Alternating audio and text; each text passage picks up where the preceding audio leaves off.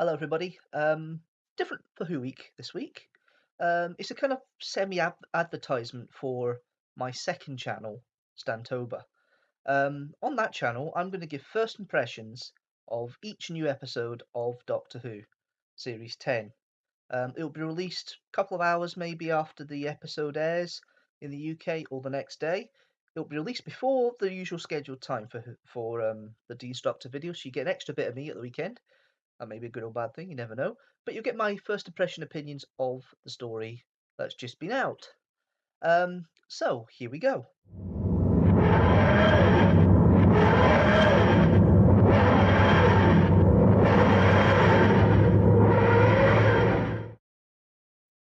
The pilot. The pilot. I wouldn't really say it's much of a pilot, but there is echoes of Rose in there to an extent, in regards to the way that Bill comes in. Um, I love the way that obviously they got involved this time and the way she got involved with it in regards to the Doctor was in the university. He's hiding a secret in the university as Vault, a Gallifreyan Vault, the looks of it. But Bill meets up with a pretty girl and fancies her.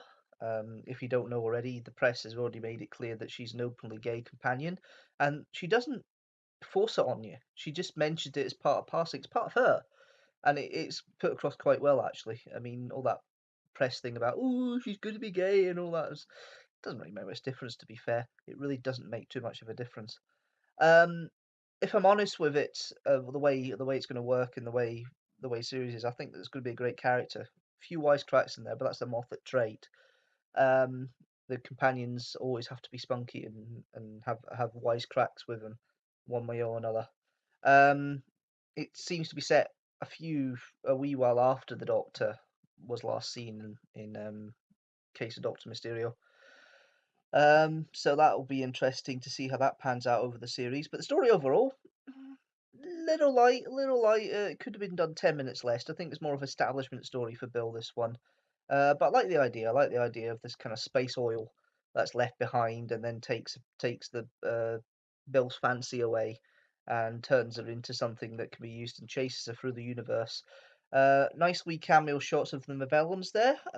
Slightly, I mean, their trousers are a little better than what they have on the original one.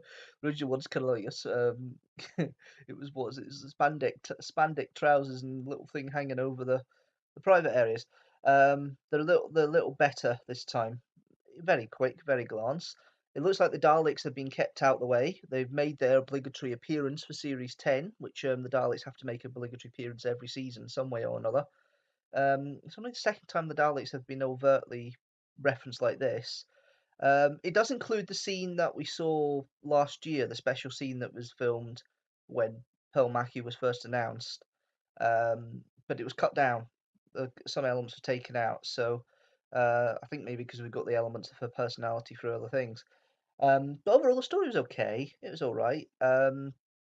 Capaldi's better than he ever was, as far as I'm concerned, as Doctor now, and I really am starting to appreciate the character. And he's a lot warm. He's a little bit warmer. I think Nardal's good to have that kind of bounce off because he's got somebody you can bounce off a bit more and have someone's point of view. And Matt Lucas is great as Nardal. Nice little comic relief at the end of the day. That's all he's there for.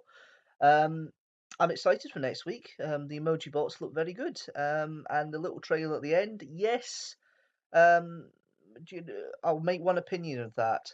Obviously, we know that John Sim is coming back as the Master for this series, but did they have to, if this is the only part they've actually seen of it, because the rest of the trailer doesn't mention him at all. There is blatant regeneration scene you will see in the trailer as well. But if this was the case, why didn't they leave the trailer bit out of the episode they showed a couple of weeks ago? Because obviously, it's a press screening before the episode was released tonight. But they didn't. They left it in, and it's kind of like, well, why did you leave it in? Why couldn't you just left it out and just had the next time, and that was it? That would have made sense. Um, but yeah, that's my opinion of the episode, the pilot, or a star in our eye, as it was supposed to be called, and because of the contact that Stephanie Hyam's character Heather was wearing. little star shape on it, the iris, which is really cool. The effects were great anyway, and the water effect, obviously they nailed that down from What's the Mars years before. So that was good as well. So yeah, it was a good story, decent story, good start. I quite enjoyed it. Will it stand up to repeated viewing? Maybe not. There are, it works at the time. It is quite light. Hopefully, there's stories later on in the season that don't be so repeated viewing, and they are stuff that you can see. The next one isn't a Moffat penned episode, so hopefully it might be a little bit better. It's Cotterell Boyce, I think, is doing the Emoji Bot one, which might not be the best because it was the Forest episode that he lasted, but we'll see. We'll see. Anyway, if you have been watching, thank you very much for watching. Don't forget to subscribe and comment below. If you're watching on the Deanstructor channel, next week is Odd Week, and finally, my childish series comes to light. But yes, once again, thanks very much. Comment below, share, give me your opinions, tell me what you think, and I will see you next week. See you then.